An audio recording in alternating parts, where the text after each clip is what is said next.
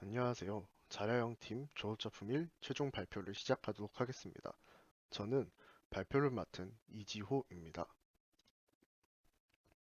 다음 순서로 발표를 진행하도록 하겠습니다. 우선 저희 프로젝트의 소개입니다. 저희 주제는 영유아 검진에 관련된 것입니다. 영유아 검진은 신체 측정, 발달 평가와 같은 건강 점검과 건강 교육을 중점으로 보는 국가 건강검진입니다.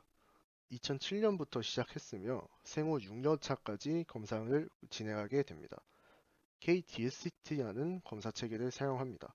하지만 여기엔 여러 가지 문제가 현존하고 있습니다. 제일 큰 문제는 증가하는 미수검률입니다. 현재 건강보험 가입자의 경우 영유아 검진은 건강보험공단이 전액 부담하고 있으며 의료급여 수급권자는 국가지방자치단체에서 부담을 하고 있습니다. 이렇게 수검자 부담 없이 무상으로 검사가 제공됨에도 불구하고 수검률이 낮은 상태로 계속 유지되고 있습니다. 이러한 미수검률의 원인은 다음과 같습니다. 우선 결과에 대한 충분한 컨설팅이 없다는 것이 주요한 이유이고, 또한 원하는 시간에 검사를 받을 수 없다는 것이 그 다음 이유입니다. 마지막으로는 예약을 잡기 어렵다는 것입니다. 그래서 이러한 문제 때문에 검사 차수가 높아지면 높아질수록 아래의 사진과 같이 미수검률이 올라가는 것을 볼 수 있습니다. 따라서 저희는 이러한 문제를 해결하고자 이 프로젝트를 생각해내게 되었습니다. 다음으로 프로젝트와 비슷한 서비스나 관련된 연구입니다. 유사한 서비스로는 그로잉맘이 있습니다. KCDI 테스트로 15개월에서 77개월까지 발달 평가를 진행하는 안드로이드 어플리케이션입니다. 질문지를 텍스트로만 제공을 하며 부모님들이 그 설문지를 수기로 작성을 해야 합니다. 여기서 부모님들이 직접 수기로 그 질문지를 작성하는 방식상 부모님들의 고정관념이나 편향이 있을 수 있어 검사 결과가 완전히 객관적이라고는 할 수 없습니다. 따라서 자동적으로 그러한 테스트를 진행을 한다면 객관성을 좀 더 확보할 수 있을 것이라고 생각을 했고, 또한 영상 인식과 얼굴 인식을 통해 테스트를 하면 더 나은 결과를 가져올 것이라고 생각을 했습니다. 다음으로 넥스트도어사의 베이비 마인드 트립입니다. 베이비 마인드 트립은 넥스트도어사가 개발하고 있는 아동 행동인식 AI 모델입니다. 아동의 행동과 얼굴 표현, 그리고 신체 발달이 정상적인지를 기록합니다. 또한 얼굴 표현을 통해서 사회성 발달도 체크가 가능하다고 합니다. 다음은 광주시에서 진행하는 어린이집 유치원에 있는 CCTV를 활용한 행동 분석 연구입니다. 아래의 그림과 같이 CCTV에서 어린이집과 유치원에서 행동 영상을 촬영을 해서 AI를 기반으로 행동 분석과 발달 평가를 진행을 하는 연구입니다. 상기 두 개의 연구에서 영상 인식으로 영유아 행동을 분석하는 연구를 진행하고 있는 것에서 착안해서 충분히 저희도 관련한 기술 구현이 가능할 것이라고 생각을 했고, 저희는 여기에 음성 인식까지 더해 진행을 하려 합니다. 다음으로 저희의 제안 방식과 시스템 구조입니다. 기존 검사 방식은 부모님들이 아래의 질문을 수동으로 답변하는 것으로 시작합니다. 예를 들어서 자기의 생각을 이해를 하고 다른 아이의 말을 귀 기울여 듣는다든지, 아니면 속담이나 반대말을 사용을 한다든지, 또는 아이가 물건의 크기를 구분을 할 수 있다든지 줄넘기를 한번 할 수 있다든지 등등 여러 가지의 질문을 답변을 하게 됩니다. 하지만 이러한 방식은 여러 가지 문제가 있다고 할 수 있습니다.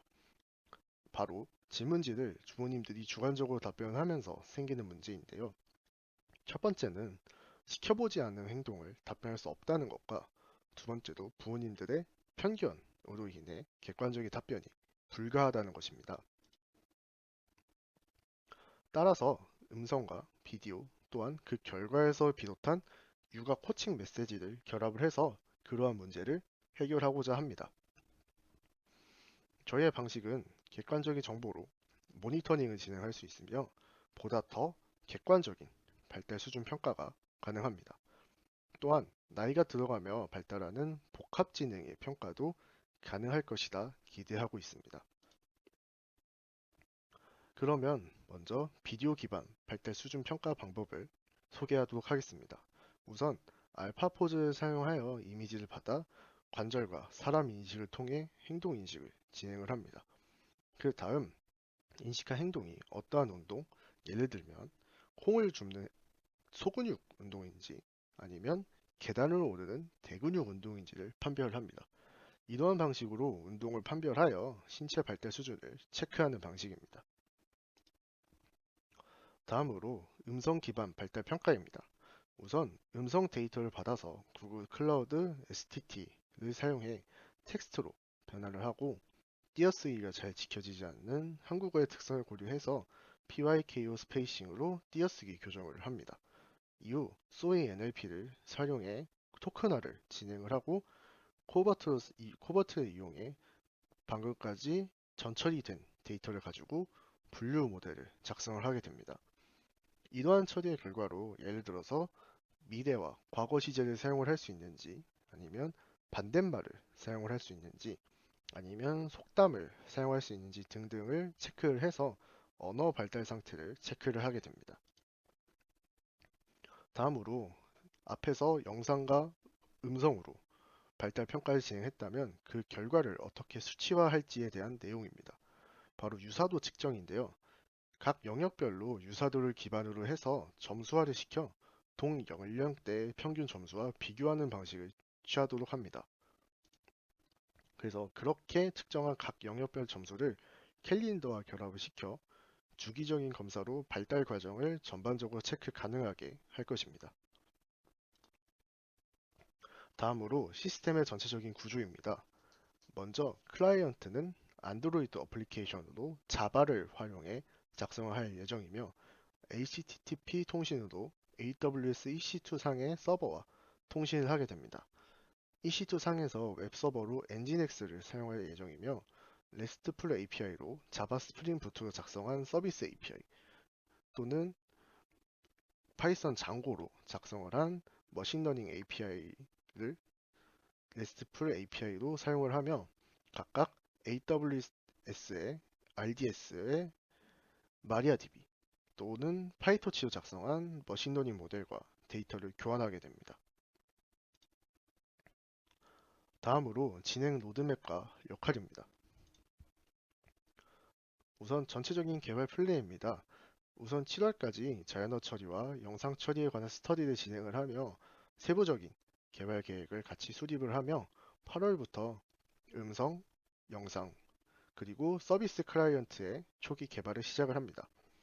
10월부터는 음성과 영상 모델의 개발은 지속을 하고 서비스의 서버 개발을 시작을 합니다. 그 다음 12월부터는 음성과 영상 모델의 개발을 마무리하며 서비스의 클라이언트와 서버의 연동 작업을 시작을 합니다. 또한 내년 3월부터는 초기 버전을 릴리즈를 하고 추가적인 발전 방향을 모색을 합니다. 내년 6월에는 시스템을 테스트하고 파이널 버전을 릴리즈하게 됩니다. 자세한 일정은 하단의 표에 자세히 나타내 두었으니 참고해 주시기 바랍니다.